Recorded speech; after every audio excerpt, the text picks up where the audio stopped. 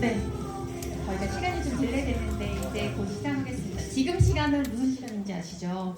정말 연주자분이 오셨거든요. 정말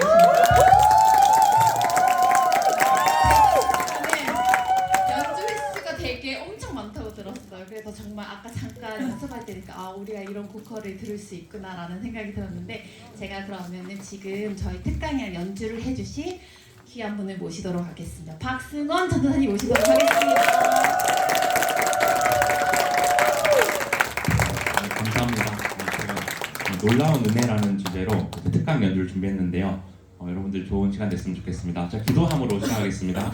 사랑하시는 하나님 아버지 감사합니다. 저희 동교회 수련회를 맞아서 우리 청년 일부 이렇게 청조까지 잘 안전하게 오게 해주십시오. 이렇게 수련회 시간 열게 해주셔서 감사합니다. 오늘 특강 시간을 통해 주님께서 함께 해주셔서 큰 은혜가 있는 시간 되길 원합니다. 그리고 또 모든 일정, 이번 수련회 모든 일정 주님께서 함께 해주셔서 또 저녁 집회도 은혜 가득히 부어주시고 우리가 이번 수련회에 와서 정말 하나님을 만나고 가는 그런 시간 될 수 있도록 도와주옵소서. 감사하며 이 모든 말씀 살아계신 예수 그리스도로 기도드립니다. 아멘.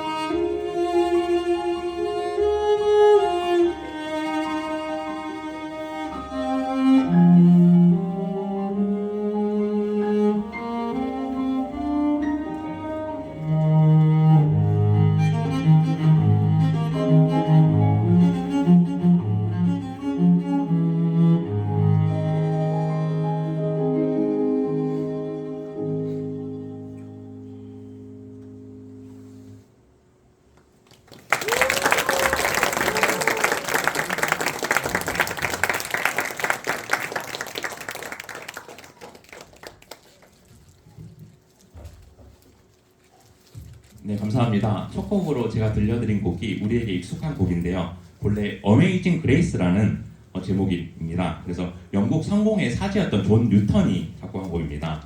근데 여기서 어메이징은 대단히 놀라운이라는 뜻이고 그레이스는 은혜라는 뜻입니다. 보통 놀랍다는 단어는 서프라이즈로 쓰는데 어메이즈로 쓰여서 놀랍고도 놀랍고도 놀랍고도 놀랍고도 놀라운 은혜라는 뜻입니다. 그런데 우리나라에서 이 찬송가 제목은 원래 나 같은 죄인 살리신입니다.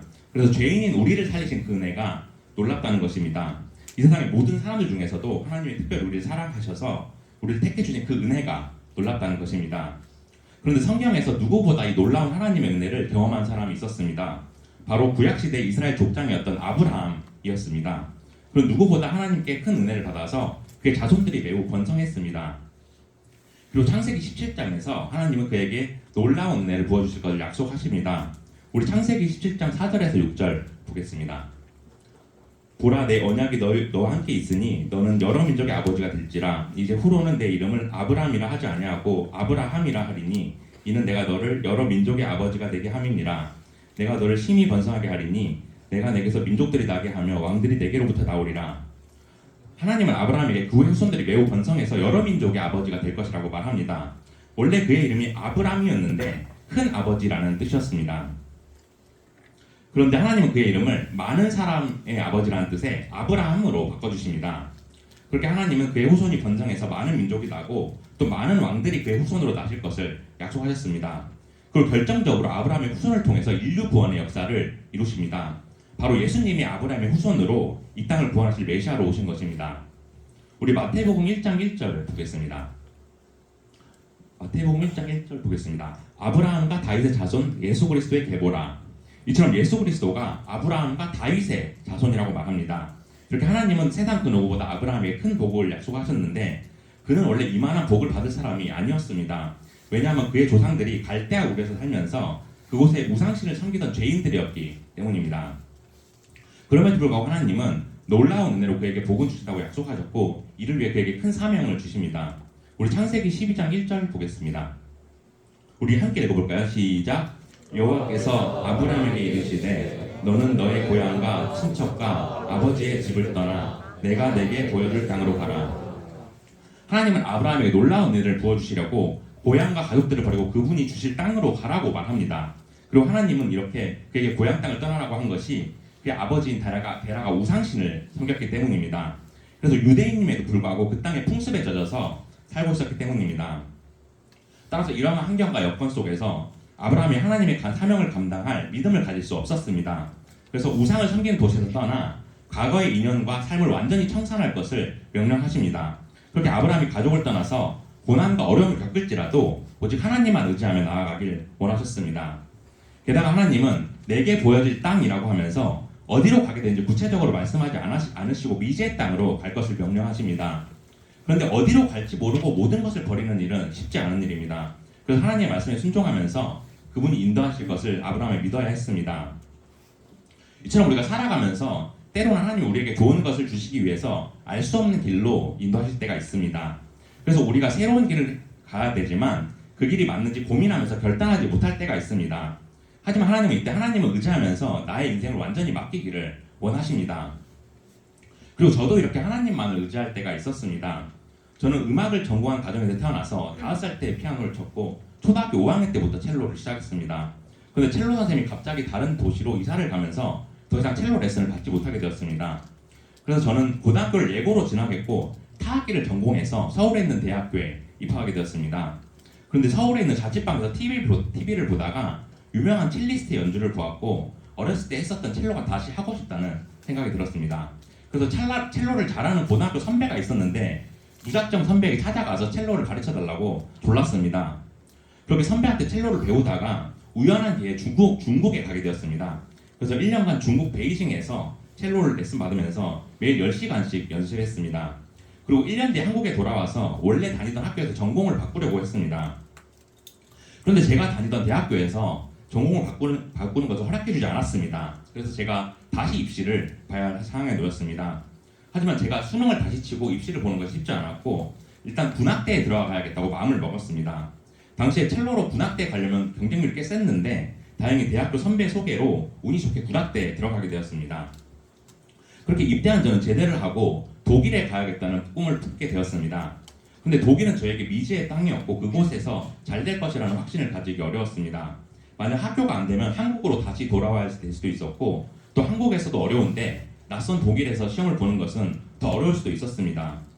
그래서 저는 군대 안에서 열심히 예배하면서 기도했고 시간만 나면 연습실에서 연습에 몰두했습니다. 그리고 새벽에 보초 설 때는 독일어 영상을 보고 또 단어를 외우면서 독일어 공부를 열심히 했습니다. 그게 간절히 기도하면서 열심히 준비했고 제대하고 바로 독일로 떠나게 되었습니다. 그렇게 저는 독일의 마나임이라는 도시로 가게 되었는데 그곳은 프랑크푸르트 바로 옆 도시였고 기차가 가장 많이 다니는 교통의 요지였습니다. 그리고 그곳에 있는 마나임 국립음대를 찾아가서 첼로 교수에게 오디션을 보고 싶다고 했습니다. 그리고 그동안 준비했던 곡들을 연주해서 보여줬습니다. 그런데 다행히 교수님이 저를 받아주셔서 매주 레슨을 받게 되었습니다. 독일에서는 오디션을 포어시필이라고 하는데 음대 교수님들이 음대에 입학하려고 입시를 본 학생들을 오디션을 봐서 마음에 들면 레슨을 해주고 마음에 안 들면 레슨을 해주지 않습니다. 그래서 레슨비를 그렇게 많이 안 받아서 우리나라에서는 보통 한예종 교수님이 뭐 1시간에 30만 원 정도 받는데 당시 저는 10만 원도 안 되는 금액으로 레슨을 받았습니다. 그렇게 교수님께 레슨을 받으면서 입시를 준비했고 5개월 뒤에 저는 입시를 보러 돌아다니게 되었습니다. 우리나라는 입시가 가나 다군 이렇게 제한이 있는데 독일은 지원하는 학교 수에 제한이 없습니다. 그래서 26개 음대가 있는데 겨울, 여름 이렇게 1년에 2번 시험이 있습니다.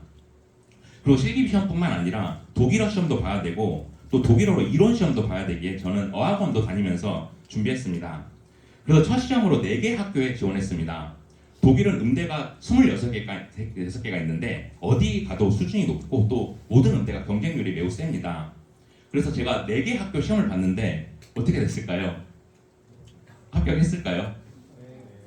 네, 다 떨어졌습니다. 4군데 다 떨어졌습니다. 근데 독일은 2년 만에 학교에 되지 않으면 비자가 더 이상 안 나와서 한국으로 돌아가야 합니다. 그래서 또 떨어지면 제가 한국으로 가야 될 수도 있을 것 같아서 이를 악물고 다음 시험을 준비했습니다. 그리고 마나임 교회 한인 교회가 있었는데 새벽 기도회를 매일 나가면서 간절히 기도했습니다.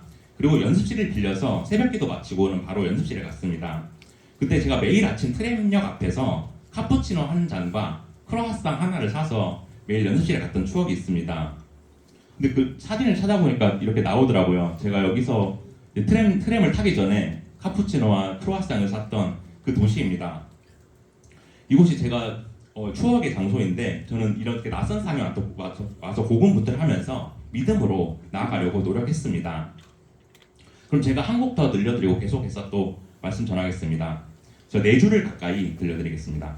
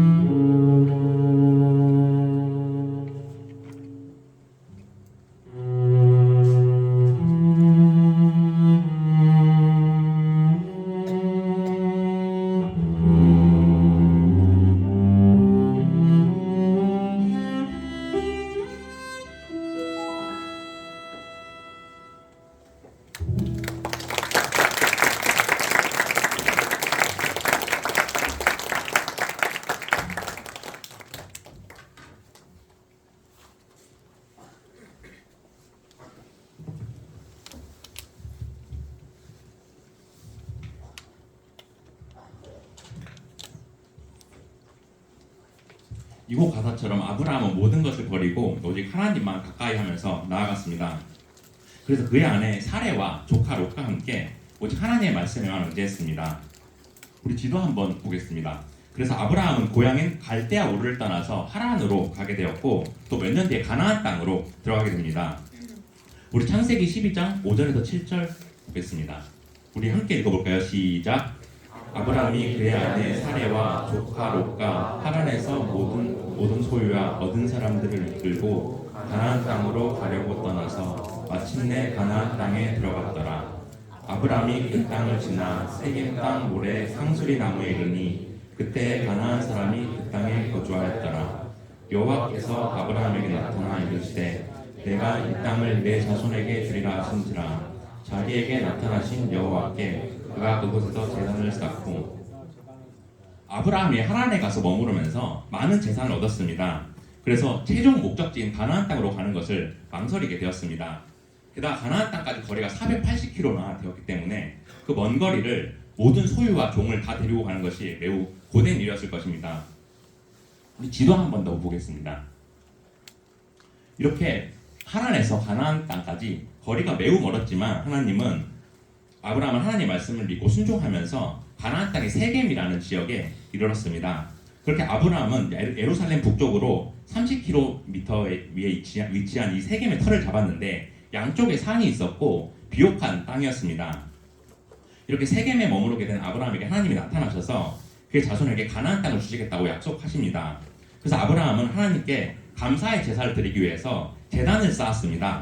그 낯선 땅에서도 그는 무엇보다 우선순위로 하나님을 예배했고 경외하는 것으로 우선순위를 삼았습니다. 이처럼 아브라함이 가는 곳에 무엇보다 가장 먼저 제단을 쌓은 것을 보면서 우리도 어떠한 환경과 여건에서도 하나님을 온전히 예배하는 것이 필요합니다. 그렇게 세상 어느 곳에 가든지 내 마음의 중심이 그 무엇보다 하나님께 있어야 합니다. 왜냐하면 하나님이 우리의 왕이시고 우리는 그분의 백성이기에 우리의 모든 미래는 하나님의 주권에 달려있기 때문입니다. 독일에 있을 때 저는 그렇게 입시에 한번 떨어지면서 힘든 시기가 찾아왔습니다. 그래서 아브라함이 풍요로웠던 하란의 삶을 버리고 고난이 찾아왔던 것처럼 저도 고난의 시기가 찾아왔습니다. 이러한 상황에 저는 하나님을 매일 의지하면서 새벽 기도에 나가서 지혜와 능력을 달라고 간절히 기도했습니다. 그렇게 저는 6개월을 더 연습해서 다시 입시 시즌이 다가왔고 이제 12개의 학교에 지원했습니다. 그리고 첫 시험날이 되어서 한 학교 시험을 치는데 계속 떨어져서 너무 힘들었습니다. 왜냐하면 하루 전에 다른 도시로 가서 유스 호스텔 같은 곳에서 자고 다음날 아침 일찍 시험을 봐야 했기 때문입니다. 그렇게 제가 4번 떨어지고 5번째 시험으로 한 도시에 시험을 보러 갔습니다. 그때가 6월이었는데 저렴한 유스 호스텔을 예약해서 그런지 난방을 안 틀어줘서 6월인데도 너무 추웠습니다. 그래서 추위에 떨면서 밤새 잠을 한숨도 자지 못했습니다. 그래서 다음날 아침에 제가 일어나서 시험을 봤는데 완전히 망쳤습니다. 그렇게 절망한 저는 집으로 돌아가서 간절하게 기도했습니다. 그래서 집에서 떼굴떼굴 그러면서 하나님께 매달렸고 하나님 제가 합격하게 해주세요. 그러면 평생 하나님만 예배하고 찬양할게요. 이렇게 기도했습니다. 그런데 그 일로 인해서 제가 지금 목회를 하게 된 이것이 아닐까 싶기도 합니다. 그리고 나서 제가 6번째로 시험을 보러 간 곳이 독일의 데트몰트라는 도시였습니다. 그런데 지나가기 시험까지 합치면 10번째 시험이었습니다. 우리 화면 한번 이곳이 바로 독일에서 가장 오래된 역사를 자랑하는 데트몰트 학교였는데 사진을 통해 알 수 있듯이 건물이 중세시대 백작의 집이었습니다. 그런데 학교 안에서도 첼로 클래스가 가장 잘하는 것으로 유명했습니다. 그리고 이 학교가 정말 특이했던 것이 보통 숙소를 내가 알아서 예약을 해야 하는데 이 학교는 입시생들에게 무료로 숙박을 제공해 주었습니다. 그래서 저도 이게 웬일이야 이러면서 숙박 신청을 했고 기차역에 도착하니 학교 행정지원으로 계시는 독일 아주머니께서 픽업을 나와 계셨습니다. 그렇게 아주머니의 차를 타고 가는데 데트몰트에서 거리는 꽤 있었지만 분위기가 아득한 단독주택이었습니다. 그리고 저녁으로 바베큐를 해주시면서 진수성찬을 차려주셨고 또 따뜻하고 편안한 침대방을 안내해 주셨습니다. 그래서 그동안 입시 시험으로 지친 저에게 정말 너무나 또 큰 감동으로 다가왔습니다. 그렇게 저는 푹 쉬고 다음날 아침에 시험을 보러 학교에 갔습니다. 그리고 등록을 하고 제 차례를 기다렸습니다. 그리고 입시 시험을 보러 다니면서 익숙해진 친구들을 만나서 인사하고 연습을 하면서 기다렸습니다. 그리고 마침내 제 차례가 되어서 시험을 보러 들어갔는데 첼로 교수님 2분이 앉아 계셨습니다. 두 분 다 독일에서 엄청 유명하신 교수님이셨는데 제 이력서를 자세히 보더니 관심을 보이시면서 이것저것 물어보셨습니다. 그러고 나서 연주를 시작했는데 전날 극진한 대접을 받아서 그런지 컨디션이 정말 좋았고 다른 시험과는 다르게 연주를 정말 잘했습니다. 그리고 제가 세 곡을 준비했는데 교수님들이 끝까지 다 들으셨습니다. 보통 오디션이나 콩쿨 때 연주를 못하면 조금만 듣고 잘하면 많이 길게 듣습니다. 그렇게 저는 연주를 다 하고 나왔고 저 시험장을 나와서 와 정말 후회 없이 연주했다. 이러고도 떨어지면 더 이상 여한이 없다. 이렇게 혼잣말로 중얼거렸습니다. 근데 독일의 음대 입시 시험이 끝나고 몇 시간 뒤에 결과가 바로 나옵니다. 그때 60명 정도 함께 시험을 봤는데 그래서 제가 연주를 잘해서 연주 끝나고 가지 않고 결과 나올 때까지 끝까지 기다렸습니다. 그래서 60명 모두가 시험이 끝나고 2시간 정도 교수님들이 회의한 끝에 결과가 시험장 문에 붙었습니다. 그리고 저는 떨리는 마음으로 명단을 봤는데 어떻게 됐을까요? 네, 드디어 10번째 만에 합격했습니다. 제 이름 감사합니다. 제 이름 승원탁 이렇게 영어로 딱 써 있는 겁니다. 그래서 첼로 60명 가운데서 제가 합격했고 제 주변에 있는 사람들이 손뼉치면서 더 좋아해줬습니다. 입시를 보다 보면 아는 사람들이 생기는데 아는 사람들이 제가 합격한 것을 옆에서 보고 축하해준 것이었습니다. 그렇게 저는 새벽 재단을 쌓으면서 하나님께 부르짖고 의지하며 나아가서 하나님의 응답을 체험했습니다. 저는 그때 합격한 것이 아직도 하나님의 은혜라고 생각합니다. 왜냐하면 그때 제가 같이 시험을 본 60명 중에서 가장 잘한 것도 아니었고 한국 사람들 중에서 서울대 한예종 출신도 많았습니다. 그럼에도 불구하고 제가 합격한 것은 제가 간절히 기도하는 제 마음의 중심을 보시고 하나님의 응답해 주신 놀라운 은혜였습니다. 네, 그럼 이쯤에서 제가 한 곡 더 연주하고 계속 말씀 전하겠습니다. 내가 주인 삼은 들려드리겠습니다.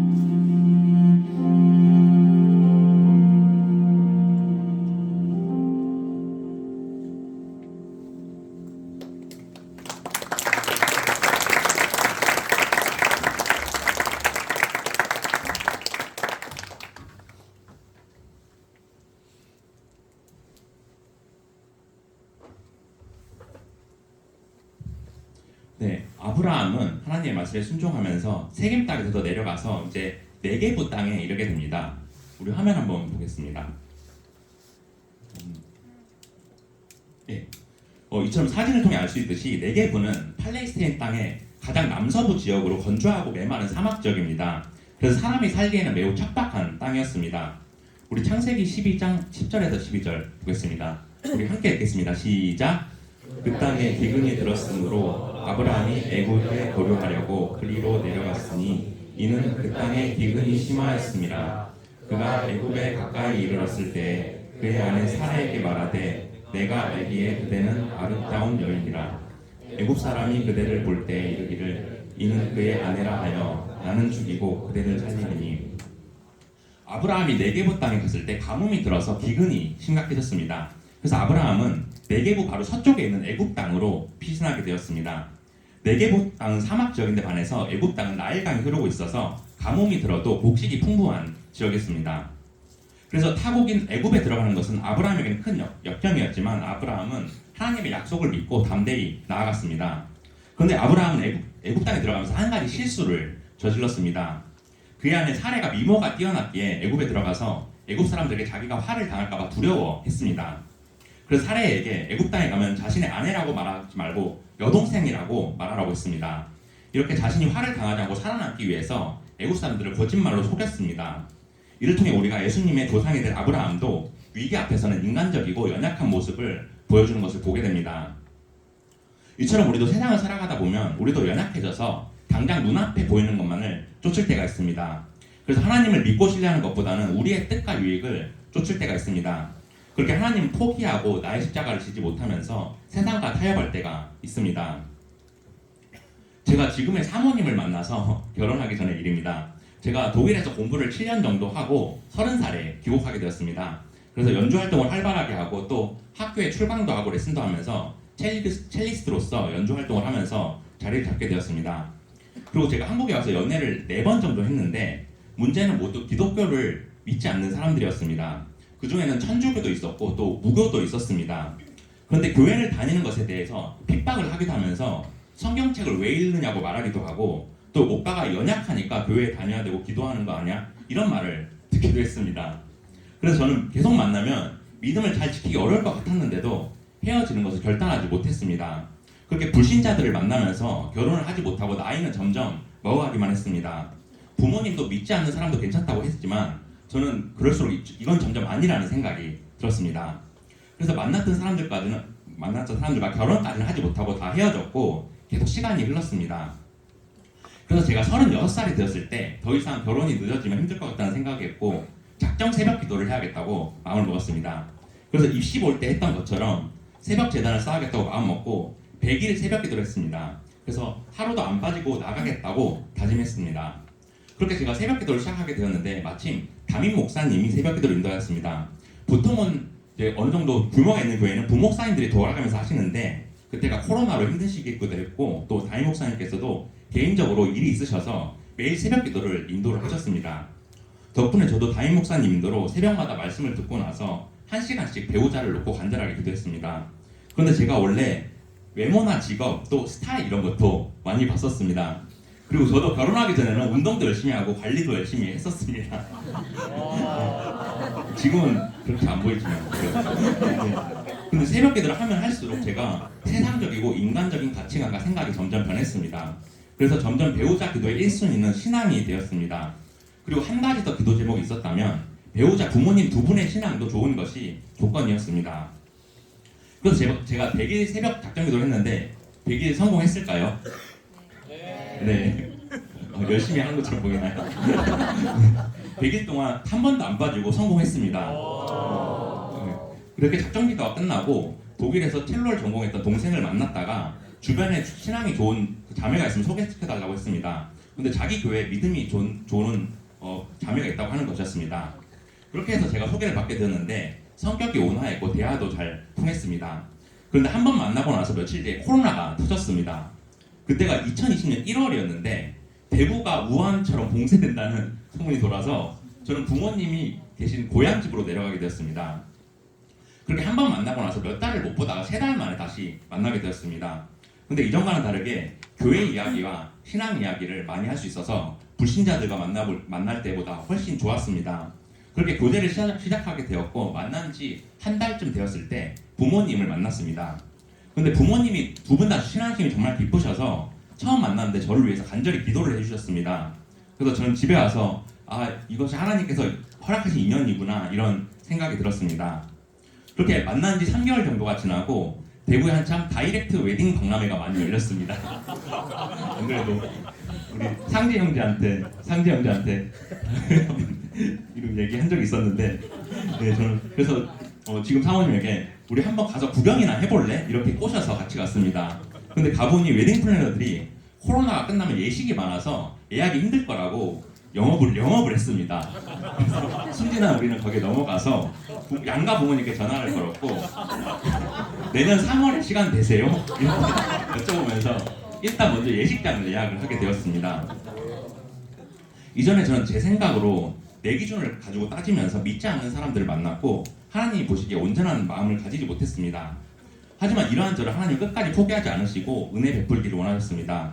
그래서 하나님을 의지하면서 배우자 기도를 간절하게 하도록 해주셨고 그래서 지금의 사모님을 만나게 해주셨습니다. 네, 그리고 그렇게 간절하게 오랜 기간 동안 기도하는 시기가 광야와도 같은 시기였지만 하나님만을 바라보면서 저의 중심이 변화되는 시기였습니다.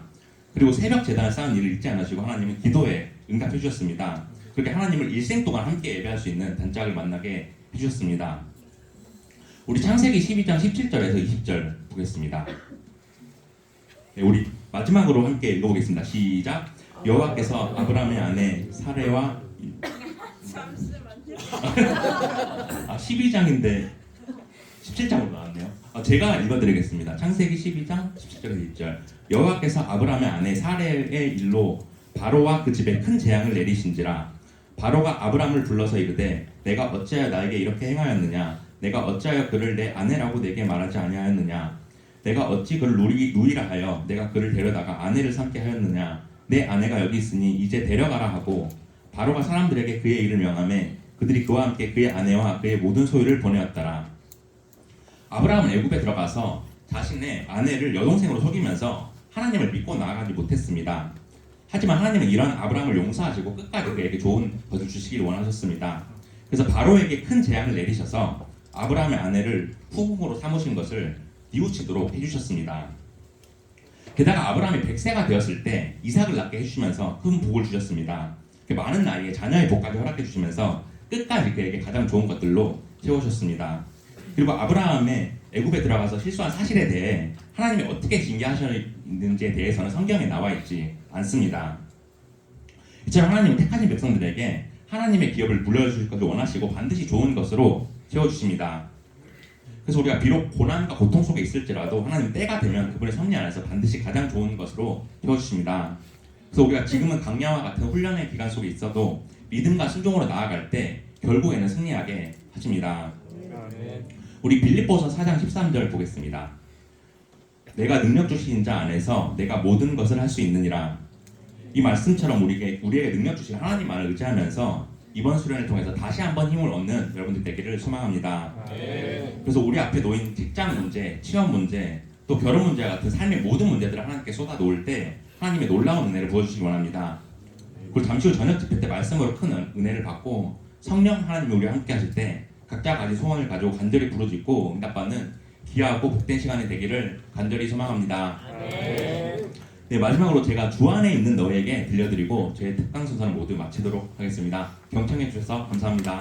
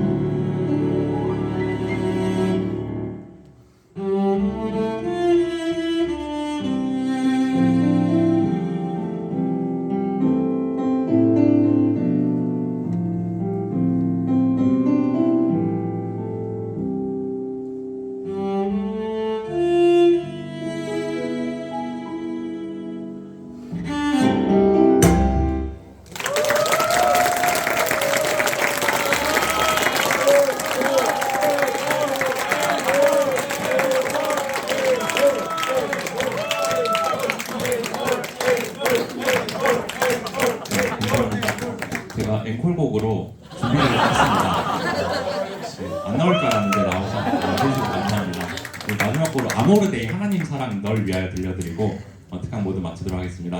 감사합니다.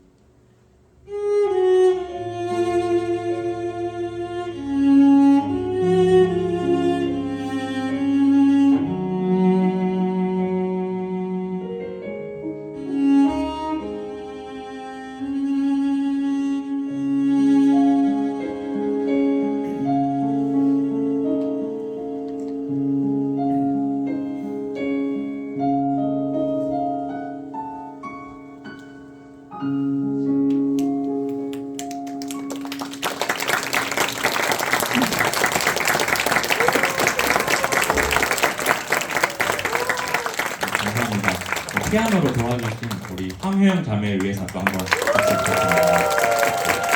황효영 자매도 독일에서 공부하신 되게 우수한 인재십니다. 다 아셨어요?